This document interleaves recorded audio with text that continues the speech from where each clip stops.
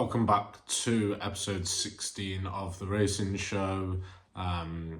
Sunday, last day of the Cheltenham November meeting.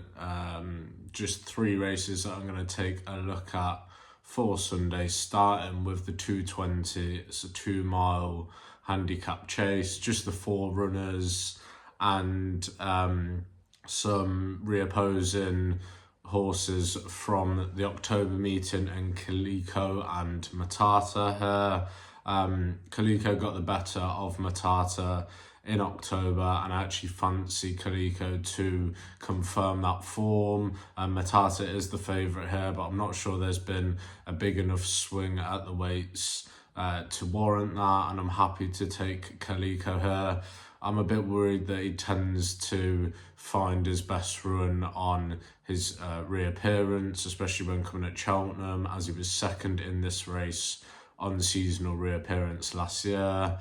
But nevertheless, I think he runs well at Cheltenham. I think he can continue to run well. He did hang a bit left on the run-in in October, but I think he's as good a horse as Matata, and at the weights he's still getting a little bit of weight off Matata, so yeah, hopefully he can confirm that form and get us off to a winning start on Sunday. Moving on to the 255, it's a 3-mile, 3.5 furlong handicap chase, and Does He Know looks like he's going to be the bet for me in this one.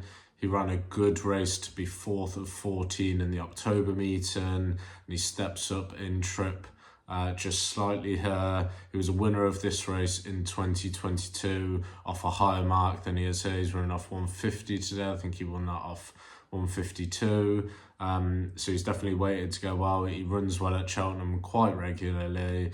He's running graded races kind of since winning that race that I mentioned in 2022, and he always runs respectably. I think he's a nice stayer and quite a lot better than a lot of these in here. He can go from the front, which I always think is a benefit in staying handicap chases at Cheltenham. He can get into a rhythm and be pretty comfy out in front, and I think he'll be hard to peg back in this one. So Does He Know in the 255. I'm moving on to the third and final bet for the November meeting. It's going to come in the Greatwood Handicap Hurdle. 16 runners go to post for a 2-mile handicap hurdle. Always a pretty decent race, but this year looks particularly good, to be quite honest.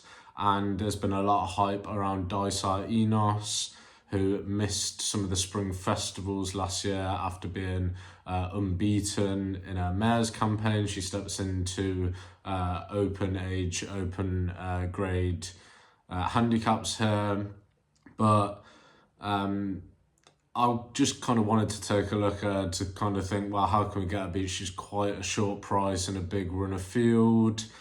But everywhere you look at this, she's just quicker than all of these horses. She's a lot better than these. She's handicapped at 131, and she has form with horses like Golden Ace that are far higher than that have won at the festival.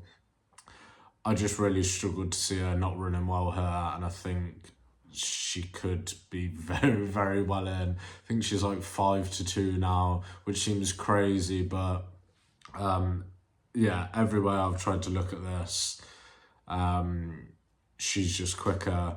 Under Control probably wants further.